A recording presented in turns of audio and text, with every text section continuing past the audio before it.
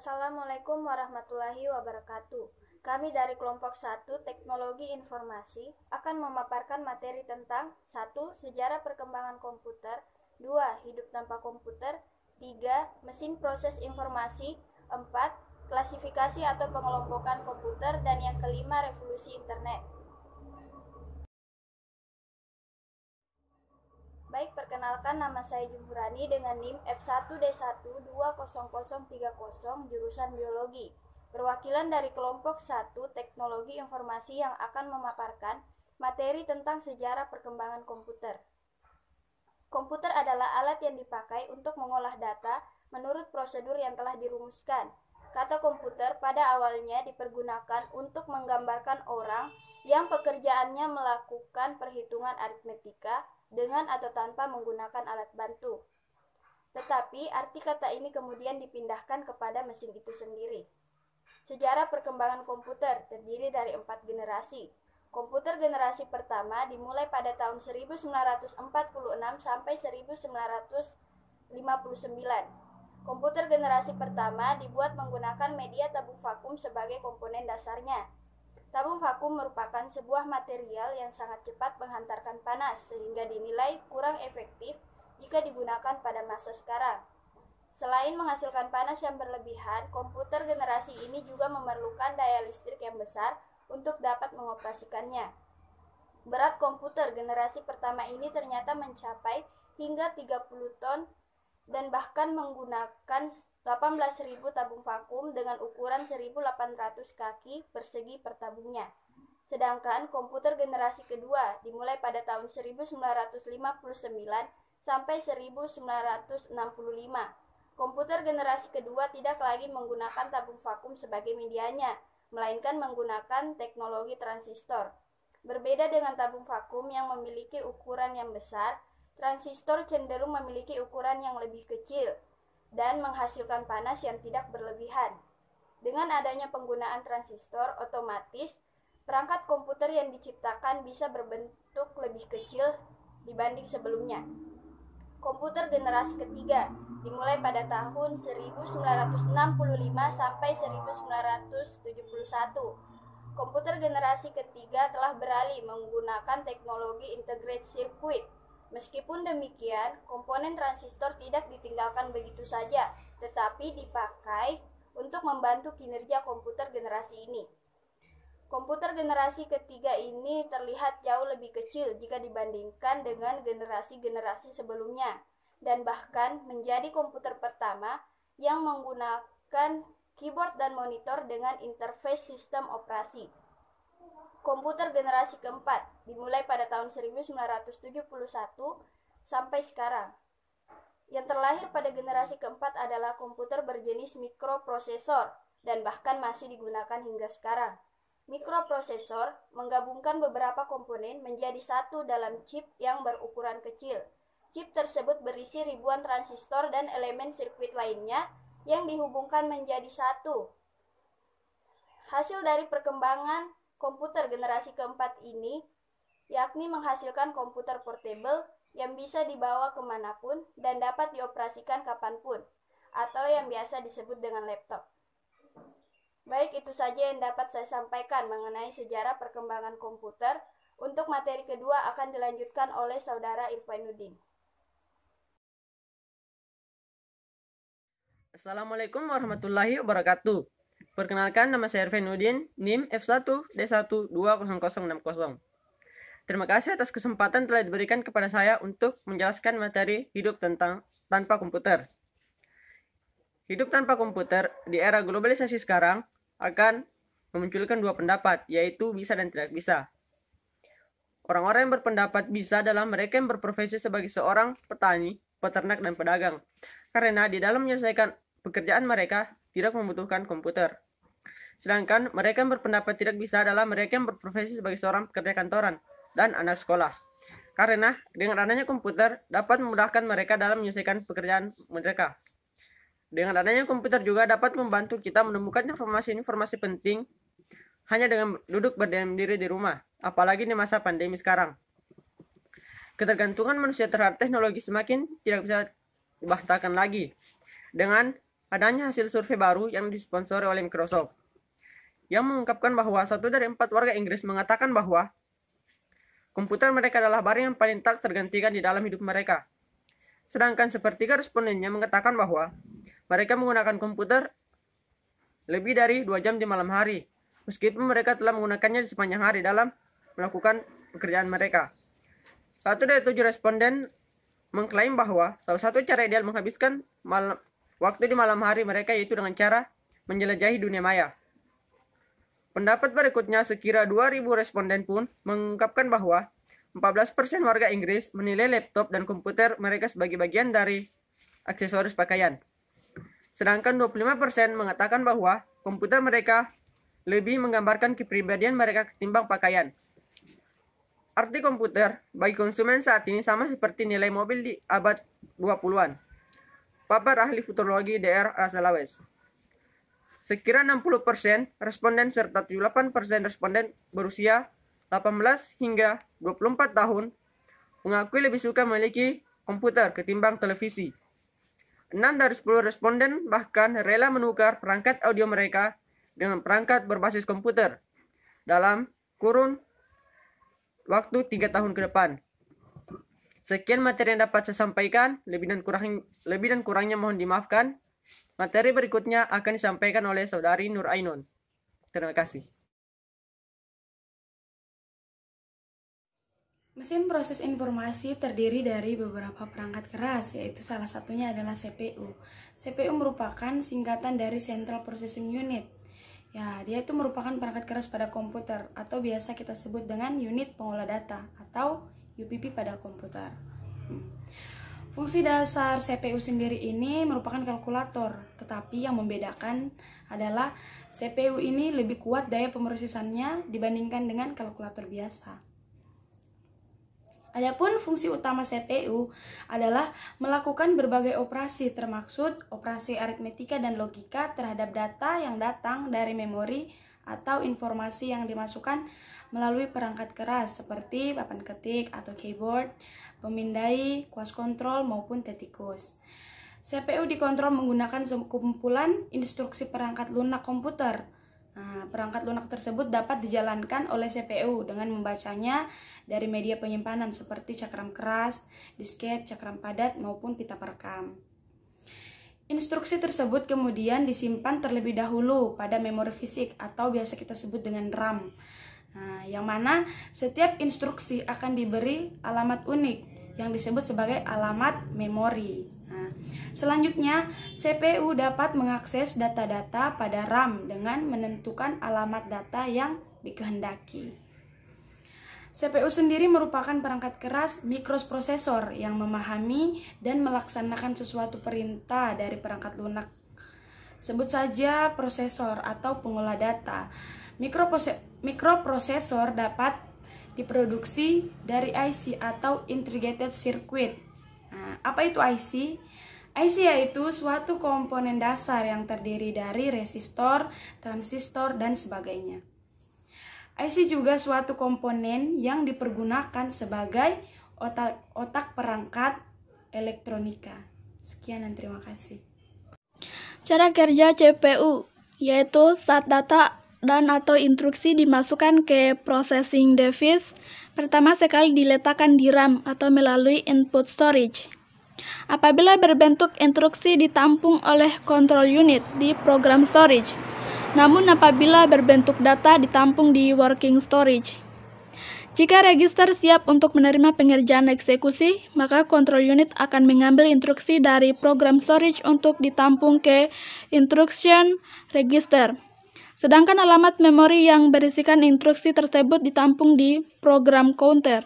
Sedangkan data diambil oleh control unit dari working storage untuk ditampung di general purpose register, atau dalam hal ini di operand register. Jika berdasarkan instruksi, pengerjaan yang dilakukan adalah aritmetika dan logika, maka ALU akan mengambil alih operasi untuk mengerjakan berdasarkan instruksi yang ditetapkan. Hasilnya ditampung di akumulator. Apabila hasil pengolahan telah selesai, maka control unit akan mengambil hasil pengolahan di akumulator untuk ditampung kembali ke working storage. Jika pengerjaan keseluruhan telah selesai, maka control unit akan menjemput hasil pengolahan dari working storage untuk ditampung ke output storage. Lalu selanjutnya dari output storage, hasil pengolahan akan ditampilkan ke output device. Percabangan instruksi. Pemrosesan instruksi dalam CPU terbagi atas dua tahap, yaitu tahap 1 disebut dengan instruction fetch, berisikan pemrosesan CPU di mana control unit mengambil data dan atau instruksi dari main memory ke register. Tahap 2 disebut dengan instruction execute, berisikan pemrosesan CPU di mana control unit menghantarkan data dan atau instruksi dari register ke main memory untuk ditampung di RAM setelah instruction fetch dilakukan. Penghitungan program dalam CPU umumnya bergerak secara berurutan. Walaupun demikian, beberapa instruction dalam CPU yang disebut dengan instruksi lompatan mengizinkan CPU mengakses instruksi yang terletak pada urutannya. Hal ini disebut juga percabangan instruksi. Cabang-cabang instruksi tersebut dapat berupa cabang yang bersifat kondisional atau memiliki syarat tertentu atau non-kondisional. Perkenalkan, nama saya Aprilia Zara, NIM F1D1200050. Saya akan menjelaskan tentang pengelompokan komputer. Pengelompokan komputer dibagi menjadi 3. Pertama, komputer berdasarkan data yang diolah. Kedua, komputer berdasarkan penggunaannya. 3, komputer berdasarkan skala kemampuannya. Pertama, saya akan menjelaskan komputer berdasarkan data diolah. 1. Komputer analog. Komputer analog atau dalam bahasa Inggris disebut analog komputer adalah komputer yang bersifat secara paralel atau analog untuk mengelola program dan data yang bersifat kontinu. Data berupa kuantitatif, temperatur, tekanan udara, arus listrik, dan sebagainya. Komputer jenis ini kerap kali digunakan dalam pengendalian industri berbasis kimia, penyulingan minyak, pembangkit listrik, serta bagian rumah sakit, yaitu memantau denyut jantung pasien. Kelebihan dari komputer analog, pengolahan data yang cepat, dapat melakukan pengontrolan secara otomatis pada proses industri, hasil data pengukuran yang akurat. Kekurangan dari komputer analog, saat melakukan pemrosesan terkadang kurang tepat, tidak terstruktur, dan kurang multifungsi, sehingga terbatas saat pemakaian tertentu. Kedua, komputer digital. Komputer digital atau digital komputer adalah komputer yang beroperasi berdasarkan hitungan, sebagaimana fungsi utamanya yaitu operasi hitung. Komputer jenis ini memiliki variabel berupa angka-angka. Penyelesaian masalah pada komputer digital adalah menggunakan proses logik atau kuantitatif dan proses aritmatik. Komputer jenis ini biasanya digunakan untuk keperluan aplikasi bisnis, serta juga digunakan dalam hal teknik. Kelebihan dari komputer digital dapat melakukan aktivitas operasi logika dengan membandingkan dua buah nilai serta menentukan hasilnya. Dapat melakukan penyimpanan data. Ketiga, komputer hibrid. Komputer hibrid adalah komputer yang beroperasi secara kuantitatif atau kualitatif. Komputer jenis hibrid ini merupakan wujud gabungan antara komputer analog dan juga digital. Komputer ini bekerja secara kualitatif dan kuantitatif karena pada dasarnya mengusung dua peran sekaligus yang diwakilkan dari masing-masing fungsi komputer analog dan digital. Kelebihan dari komputer hibrid, lebih cepat dalam memproses data dibandingkan komputer digital, lebih tepat dalam memproses data dibandingkan komputer analog. Selanjutnya, saya akan menjelaskan tentang komputer berdasarkan penggunaannya. 1. Special Purpose Computer. Special Purpose Computer berarti komputer untuk keperluan khusus. Komputer ini dirancang hanya untuk menyelesaikan suatu masalah tertentu. Perangkat yang ada pada komputer ini, baik komponen, input, output, pemrosesan serta softwarenya telah dirancang untuk keperluan tersebut. Biasanya, software yang mengendalikan proses sudah berada dalam pada sistem. Contoh dari special purpose komputer ini adalah komputer yang digunakan untuk kasir pada supermarket. Kedua, general purpose komputer merupakan komputer yang dibuat untuk keperluan secara umum, sehingga komputer tersebut dapat digunakan untuk mengerjakan berbagai macam pekerjaan sesuai dengan kemampuan dan usernya. Personal komputer merupakan salah satu contoh dari kategori ini. Selanjutnya, saya akan menjelaskan tentang komputer berdasarkan skala kemampuannya. Pertama, small scale komputer. Komputer skala kecil merupakan komputer yang memiliki kemampuan proses dalam jumlah kecil. Komputer yang termasuk ke dalam kategori ini adalah komputer desktop atau komputer pribadi yang umumnya digunakan oleh satu orang pada satu saat. Kedua, medium scale komputer. Komputer untuk skala menengah. Komputer yang termasuk ke dalam kategori ini adalah komputer mini yang biasanya melayani penggunaan pada dumb terminal. Ketiga, large scale komputer. Komputer untuk skala besar, komputer yang termasuk ke dalam kategori ini adalah komputer mainframe. Pada mesin tersebut dapat diakses beramai-ramai dan sudah dilengkapi dengan perangkat dan software yang lengkap. Penggunaannya pun adalah pengelolaan perhitungan dengan kemampuan yang cukup rumit untuk diselesaikan oleh kemampuan medium dan small. Itu adalah penjelasan mengenai pengelompokan komputer. Selanjutnya akan dilanjutkan oleh rekan saya. Perkenalkan, nama saya Dendi Saputra, NIM F1D1 2004.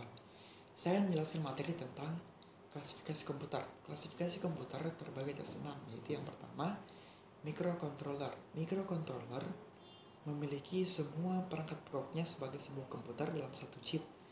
Di antaranya, pemroses atau processing, memori, input, dan output. Dan yang kedua adalah mikrokomputer.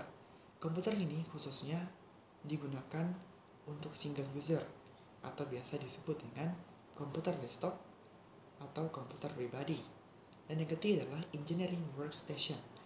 Komputer ini lebih powerful apabila dibandingkan dengan komputer pribadi. Umumnya komputer ini digunakan untuk menjalankan aplikasi yang dipakai oleh para ahli teknik untuk melakukan perhitungan dan penyelesaian pekerjaannya. Dan yang keempat adalah mini komputer. Komputer ini umumnya digunakan untuk banyak pengguna atau multiseluler pada saat yang bersamaan dan timeshare. Yang kelima adalah mainframe. Pada tahap awal mulai era komputerisasi, mainframe merupakan satu-satunya komputer yang ada pada waktu itu. Mainframe dapat melayani ratusan pengguna pada saat yang bersamaan. Komputer ini mirip dengan mini komputer, namun lebih besar dan lebih mahal. Dan yang terakhir adalah superkomputer. Komputer ini merupakan komputer yang powerful yang ada.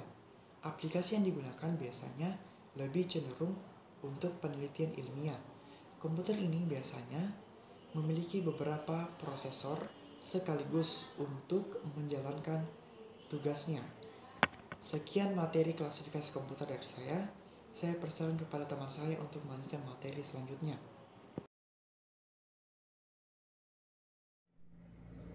Assalamualaikum warahmatullahi wabarakatuh. Perkenalkan, nama saya Riri Anggreni, NIM F1D1 280, jurusan Biologi MIPA. Saya perwakilan dari kelompok 1 mata kuliah Teknologi Informasi akan menjelaskan tentang revolusi internet. Pada abad 20 Masehi, mulai muncul komputer dan semakin canggih serta berkembang pesat di abad 21 Masehi. Seiring perkembangan pesat komputer di dunia, pada abad 21, internet juga mulai berkembang pesat. Telah terjadi revolusi internet di abad 21 yang secara drastis merubah sistem kehidupan umat manusia di berbagai bidang, termasuk di bidang pergaulan, informasi, berita, perdagangan atau bisnis, dan lain-lain. Pengguna internet semakin bertambah banyak jumlahnya di seluruh dunia. Bukan hanya di perkotaan saja, bahkan di desa terpencil pun banyak pengguna internet. Banyak orang lebih senang bergaul secara online di jejaring sosial dibandingkan pertemuan secara langsung, baik itu menggunakan Facebook, Twitter, Line, Instagram, dan sebagainya. Banyak orang lebih senang mencari informasi yang dibutuhkannya secara online dengan menggunakan search engine seperti Google, Bing, Yahoo, dan lain-lain. Banyak orang lebih memilih membaca berita secara online, baik itu menggunakan detik.com, kompas.com, dan sebagainya.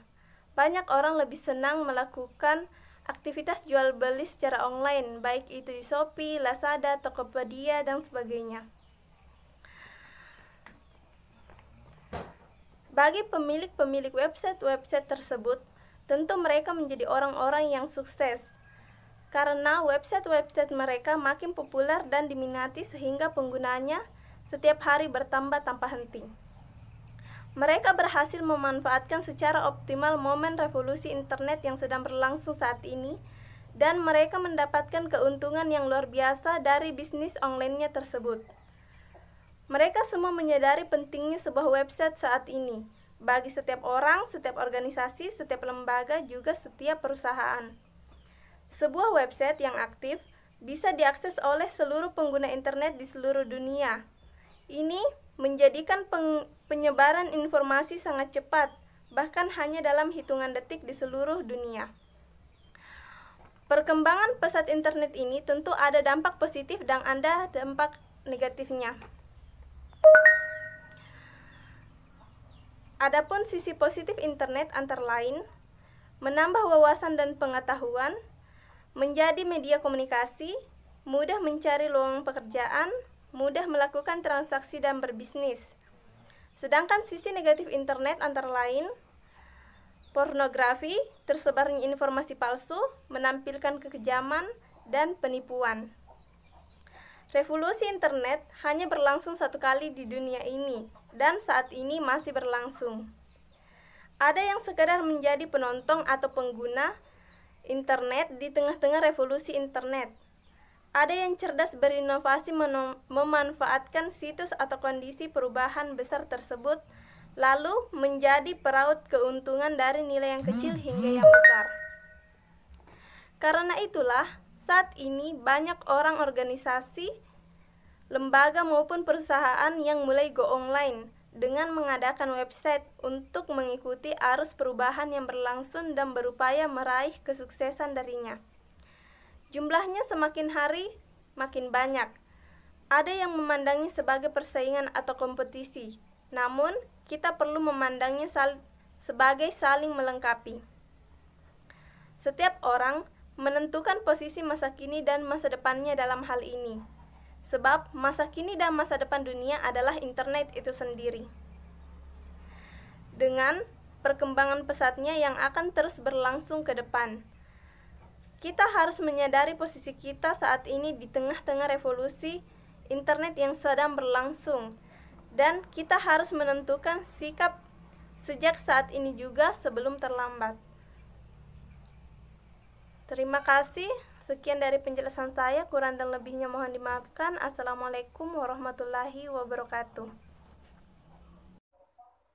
Demikian presentasi dari kelompok kami. Lebih dan kurangnya mohon dimaafkan. Terima kasih dan wassalamualaikum warahmatullahi wabarakatuh.